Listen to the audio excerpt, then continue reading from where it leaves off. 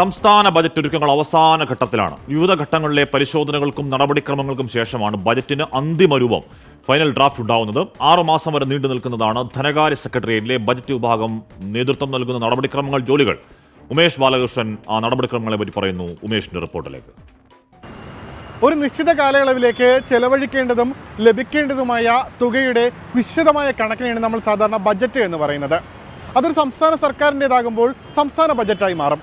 എന്തായാലും ഈ സംസ്ഥാന ബജറ്റ് തയ്യാറാക്കാൻ നിരവധി സങ്കീർണമായ നടപടിക്രമങ്ങളിലൂടെ കടന്നു പോകണമെന്ന് എത്ര പേർക്കറിയാം? അതിലേക്കാണ് ഇനി.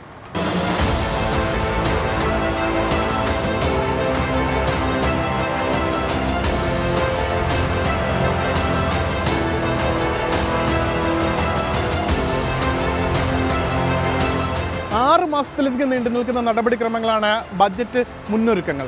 അതായത് ഓരോ വർഷവും ജൂലൈ മാസത്തിൽ തന്നെ അടുത്ത വർഷത്തേക്കുള്ള ബജറ്റിന് വേണ്ടിയുള്ള പ്രാരംഭ പ്രവർത്തനങ്ങൾ ആരംഭിക്കും. ഓരോ വകുപ്പുകളും അവർക്കുള്ള വരവ് ചെലവുകൾ സംബന്ധിച്ചുള്ള എസ്റ്റിമേറ്റ് തയ്യാറാക്കണം. അതിനുവേണ്ടി ബജറ്റ് വിഭാഗം, അതായത് ധനകാര്യ വകുപ്പിൻ്റെ ബജറ്റ് വിഭാഗം ഒരു സർക്കുലർ പുറപ്പെടുവിക്കും. അതാണ് ആദ്യ നടപടിക്രമം. ഓരോ വകുപ്പും അവരുടെ പദ്ധതിയേതര ചെലവുകളുടെ എസ്റ്റിമേറ്റ് സെപ്റ്റംബർ 15 മുൻപും പദ്ധതി ചെലവുകളുടെയും വരുമാനത്തിൻ്റെയും എസ്റ്റിമേറ്റ് സെപ്റ്റംബർ 30 മുൻപുമാണ് സമർപ്പിക്കേണ്ടത്. എസ്റ്റിമേറ്റുകൾ ധനകാര്യ വകുപ്പിൻ്റെ ബജറ്റ് വിഭാഗത്തിനും ഒപ്പം ഭരണവകുപ്പിനും കൈമാറണം. ഭരണവകുപ്പ് അതിന്മേൽ അവരുടെ അഭിപ്രായങ്ങൾ എഴുതി വീണ്ടും ധനകാര്യ വകുപ്പിന് കൈമാറുന്നതാണ് രീതി.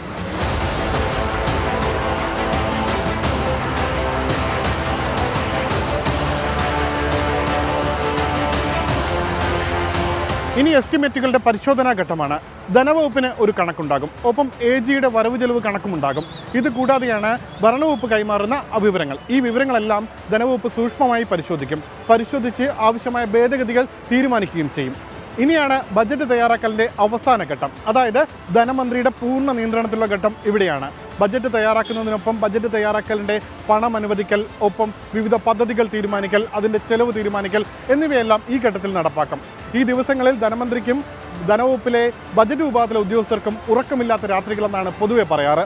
GST നിലവിൽ വന്നതോടെ സംസ്ഥാനങ്ങൾക്ക് നികുതി ചുമത്താനുള്ള അവകാശം ഇല്ലാതായി. എങ്കിലും അതീവ രഹസ്യ സ്വഭാവത്തോടു കൂടി തന്നെയാണ് ഇപ്പോഴും ബജറ്റ് നടപടികൾ മുന്നോട്ട് പോകുന്നത്. ബജറ്റ് തയ്യാറാക്കി ഏറ്റവും അവസാനം, അതായത് ബജറ്റ് പ്രസംഗം ആരംഭിക്കുന്നതിന് എത്രയോ മണിക്കൂറുകൾക്ക് മുൻപ് മാത്രമാണ് ഇത് പ്രിന്റ് ചെയ്യാൻ പോലും നൽകുന്നത്. പ്രിന്റ് ചെയ്തു കഴിഞ്ഞാൽ അച്ചടി വകുപ്പ് ഉദ്യോഗസ്ഥർ നേരിട്ട് ധനമന്ത്രിയുടെ വീട്ടിലെത്തി ഈ അച്ചടിച്ച ബജറ്റ് പുസ്തകം കൈമാറുന്നതാണ് രീതി.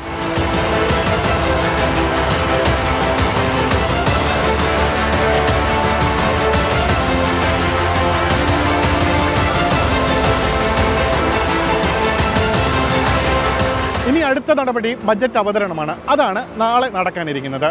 പ്രിന്റ് ചെയ്ത ബജറ്റ് ഡോക്യുമെന്റ് കൈമാറിക്കഴിഞ്ഞാൽ ധനമന്ത്രി 9 മണിയോടുകൂടി നിയമസഭയിലെത്തും.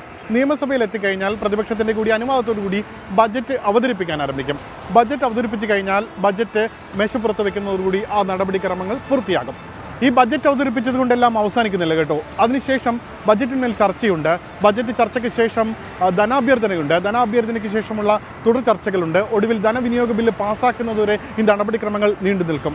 ഏറ്റവും ഒടുവിൽ ഈ ധനവിനിയോഗവും എല്ലാം കൃത്യമായി പാലിക്കുന്നുണ്ടോ എന്ന് പരിശോധിക്കാൻ AGയുടെ പരിശോധനകളടക്കം നടത്തിയുള്ള റിപ്പോർട്ട് കൂടി വന്നാൽ മാത്രമേ ഒരു പക്ഷേ നടപടിക്രമങ്ങൾ പൂർത്തിയാവുകയുള്ളൂ. ഉമേഷ് ബാലകൃഷ്ണൻ, 24 തിരുവനന്തപുരം.